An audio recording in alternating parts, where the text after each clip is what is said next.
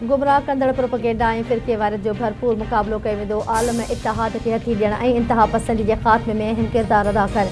Chief of defence forces field marshal Syed Asim Munir जी एले तशी आलिमनि सां मुलाक़ात। क़ौमी सलामती ऐं मुआशरती हम आहंगी ऐं आलिमनि जे किरदार ते तफ़सीली ॻाल्हि ॿोल। इत्तिहाद रवादारी ऐं क़ौमी यकजहतीअ खे हथी ॾियण में आलिमनि जे अहम किरदार ते ज़ोर। फील्ड मार्शल आसिम मुनीर चवे थो, मज़हबी जज़्बनि खे तशद्दुद लाइ भड़काइण इस्तेमालु थियण न ॾींदासीं। कंहिं ॿिए मुल्क में पेश आयल वाक़िअनि जी बुनियाद ते पाकिस्तान में तशद्दुद जी इजाज़त नाहे। पाकिस्तान दहशतगर्दी लाइ अफ़गान सरज़मीन जो इस्तेमालु बर्दाश्त न कंदो।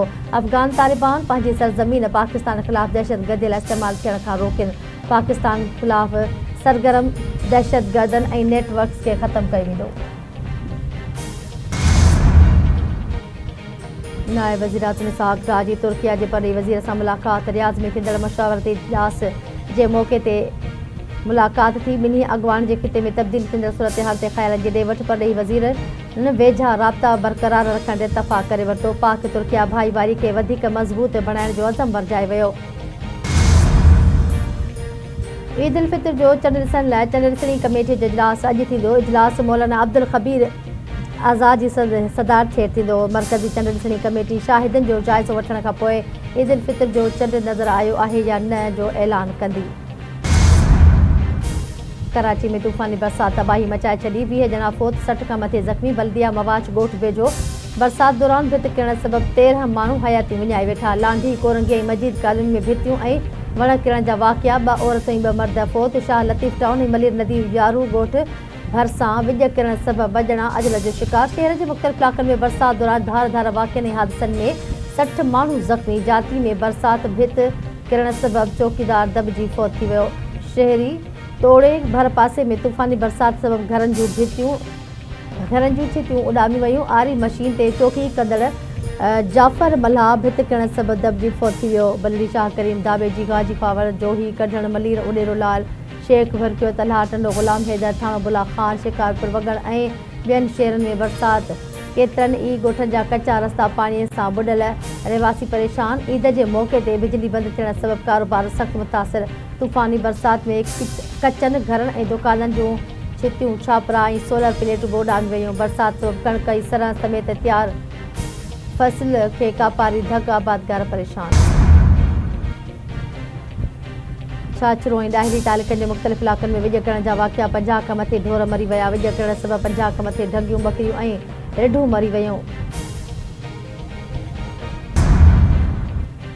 Sindh building control authority rain emergency लागू कंदे हंगामी क़दम शुरू करे छॾिया। कराची जे मुख़्तलिफ़ ज़िलनि लाइ 4 टीमूं जोड़ी वयूं जेकी 24 कलाक अलर्ट रहंदियूं। टीमूं बरसात दौरान इमारतूं किरण जहिड़े हंगामी सूरत में तुर्त कार्रवाई कंदियूं।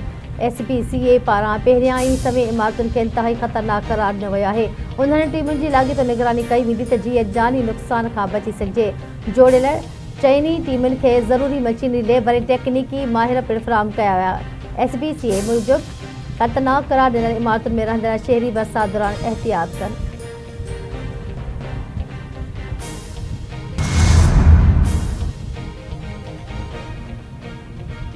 घोटकी भरिसां जागीराणी लोलाई बिरादरी जे 2 ॼणनि में छेड़ो। 5 ॼणा मारिजी विया। कचो बिंडी जे कचे वारे इलाइक़े में ज़मीन में फसल जी भेल तां छेड़ो। राहिब माकोड़ो महल लोलाई नूर मोहम्मद हिदायतुल्ला जागीराणी मारिजी विया। धुरनि पारां हिक ॿिए ते जदीद हथियारनि सां फायरिंग। वधीक जानी नुक़सान जो ख़दशो।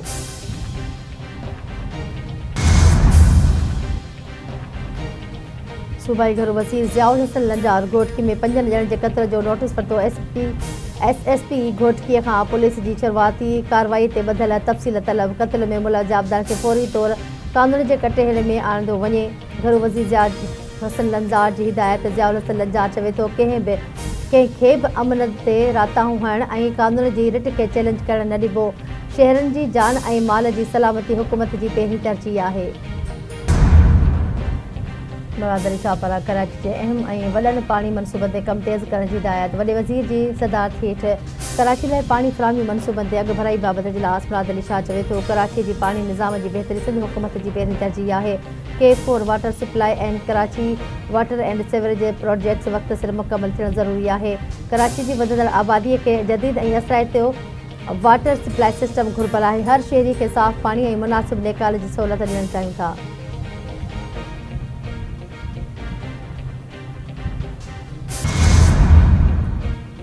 खैरपुर में ईद के मौके ते मुसाफ़िरनि खां वाधू भाड़ो वठंदड़ ट्रांसपोर्टरनि ख़िलाफ़ कार्रवाई। शाह हुसैन इकनॉमिक ज़ोन छेड़ी बाईपास ऐं बबुरलो समेत मुख़्तलिफ़ हंधनि ते चेकिंग दौरान कार्रवाई कई वई। अमले तरफ़ां मुसाफ़िरनि खां ओगाड़ियल वाधू भाड़ो खेनि वापसि कराए वियो।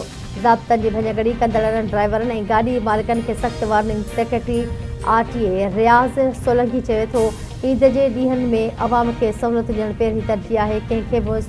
कंहिं बि सूरत में मुसाफ़िरनि सां नाइंसाफ़ी बर्दाश्त न कई वेंदी। सीनियर वज़ीर शाहदिल इनाम मेमण जी हिदायतुनि ते कार्रवायूं जारी आहिनि। ईरान इंटेलिजेंस वज़ीर सैयद इस्माइल ख़तीब जी शहीद थियण जी बि तस्दीक़ करे छॾी। ईरानी सदर मसूद पिज़िशकियान जी सोशल मीडिया ते फ़ारसी ज़बान में जारी पंहिंजे बयान में इसराइली हमले में सैयद इस्माइल ख़तीब जी शहादत जी तस्दीक़ चवे थो। इस्माइल ख़तीब अली लारजानी ऐं अज़ीज़ नासिरज़ादा खे बुज़दिलाणे हमले में शहीद कयो हो। ईरान जी अज़ीम अवाम सां शहादत ते ताज़ियत करे थो। साथियुनि खे धार करे वॾो ॾुख पहुचायो वियो आहे, पर खेसि यकीन आहे त शहीदनि जंहिं रस्ते ते जान ॾिनी उहा जिदोजहद पहिरीं खां वधीक मज़बूतीअ सां जारी रहंदी। सऊदी अरब ऐं क़तर जो पाकिस्तान ऐं अफ़गानिस्तान विच में ईद उल फितर ते आरज़ी जंगबंदी जो भलीकार। सऊदी अरब परॾेही वज़ारत आरज़ी जंगबंदीअ खे अमन लाइ अहम अघ भराई करार ॾेई छॾियो। क़तर बि ईद उल फितर जे मौक़े ते जंगबंदीअ खे भलीकार कंदे चयो आहे त इहो क़दम ॿिन्ही मुल्कनि विच में माहौल बहितर बणाइण जी अघ भराई आहे। विच ओभर में जंग जो 20हों ॾींहुं ईरान हमलनि जी नईं लहर शुरू करे छॾी। पार्स गैस फील्ड ते इसराइली हमले खां पोइ ऑपरेशन वादा सादिक 4 तहत हमलनि जी 63हीं लहर ईरान ख़िते में अमेरिका सां लाॻापियल तेल जे ठिकाणनि खे निशानो बणायो। क़तर जी रास लफ़ान इंडस्ट्रियल सिटी में बाहि लॻी वई।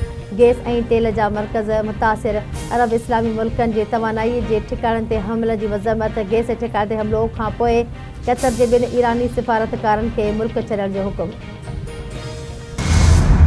अमेरिकी सदर डोनाल्ड ट्रंप इसराइल खे ईरान जी तवानाई जे ठिकाणे ते वधीक हमला करण खां रोके छॾियो। अमेरिकी अख़बार वॉल स्ट्रीट जर्नल मूजिबि अमेरिकी सदर चयो त ईरान खे वाज़े पैगाम ॾिनो वियो आहे, इन लाइ तवानाई जे ठिकाणनि ते वधीक हमलनि जी ज़रूरत न आहे। ज़रूरत पई त फ़ौजी कार्रवाई जो हक़ महफ़ूज़ रखूं था, सऊदी अरब जो ईरान खे चेताव। सऊदी अरब जो परॾेही वज़ीर शहज़ादा बिन फैसल फरहान चवे थो, ईरान मुसलसल शहरी आबादी खे निशानो बणाए रहियो आहे। दावा कई पई वञे त हमला अमेरिका असासनि ते कया विया आहिनि। पाकिस्तान स्टॉक एक्सचेंज में माड़ाई, कारोबार हफ़्ते जी चौथे ॾींहुं मनफ़ी रुझान ॾिठो वियो। स्टॉक एक्सचेंज में 100 इंडेक्स कारोबार दौरान 2281 पॉइंट घटिताई खां पोइ 1,52,010 ते अची वियो। इस्लाम कोर्ट में डॉक्टर रावल राय मेघवाल जो मुबैना आपघात वारो मामिलो। पुलिस एजेंसी मालिक समेत 2 ॼणनि ते केस दाख़िल करे वरितो। FIR में एजेंसी मालिक क़ीमत में गुआड़े मुलाज़िम सतराम नामज़द। FIR जे मतन मूजिबि क़ाइमु थियल गैर क़ानूनी एजेंसी तां डॉक्टर रावल पेट्रोल वरितो।